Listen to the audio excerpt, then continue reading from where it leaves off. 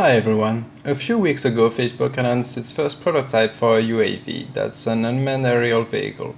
The Aquila will, like Google's Solara 15, be flown for months at a time, beaming internet down to the 2 billion people who don't have an access yet. It was time for me to fly the two solutions and even a third, done by Airbus and which holds the world record for the longest flight without refueling. One small thing first, I had to cheat a little and reduce the weight of the solar panels by the factor of 1,000 to simulate something more in the lines of what's being done on UAVs. The regular procedural structural parts are a bit on the heavy side too compared to what's being used on UAVs. Now let's go back to the Zephyr 7, that's its name, which flew 14 consecutive days without refueling. It is the oldest of our UAVs, but also the smallest, with a wingspan of 23 meters and a weight of just a little more than 50 kilograms.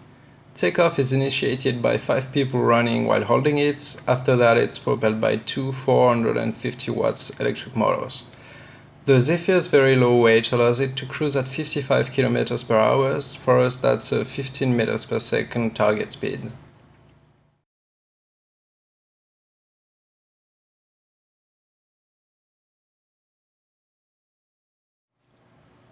As you can see, my reproduction is a lot heavier, almost 400 kilograms, and it needs to fly a lot faster too.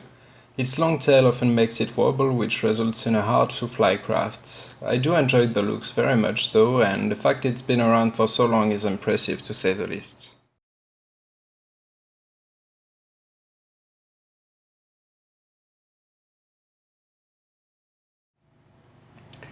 Now, in the beginning of 2014, Facebook and Google decided to go into the UAV business. Both of them wanted to beam internet down via lasers, and both wanted to buy Titan Aerospace.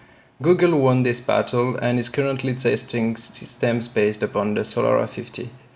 While about twice the size of the Zephyr, it remains pretty lightweight, with a wingspan of 50 meters, a length of 15.5, and a weight of 160 kilograms. It's supposed to cruise at 104 km per hour, that is 29 meters per second, for periods of 5 years at a time, using batteries in the wings and solar panels all over the lifting parts. My reproduction is about 350 kilograms. It has a lot less solar cells than the real deal, but it flies surprisingly well. It can even glide for a certain amount of time and requires very little energy to put it back on an ascending trajectory when it starts to pitch down.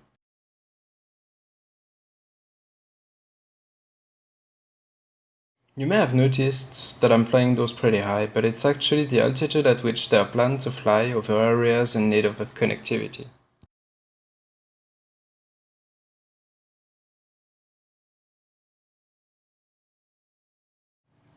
Not too happy to have lost Titan Aerospace to Google, Facebook had to search for another company to buy, which they found in the presence of Ascenta, a small UK company they bought in March 2015.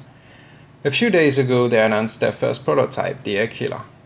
It's pretty hard to find the specification of this aircraft. The only things I found apart from the design were the wingspan of 42 meters and the fact it's supposed to weigh about a third of a small electric car. And I'm willing to bet Facebook will try to match Google's 5-year autonomy.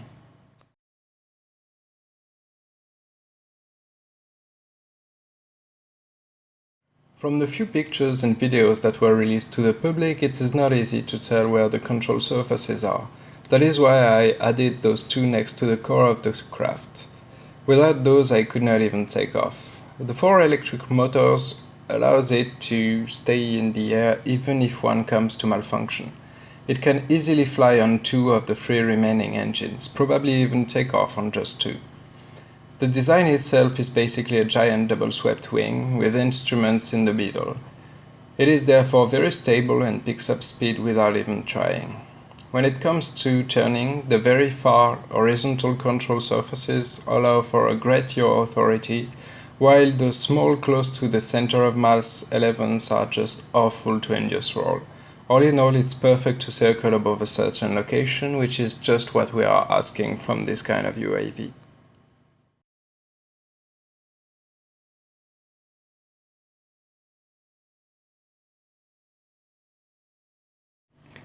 It was Crazy Kerman trying crazy technologies for you. Don't forget to subscribe for more and have a nice day in space.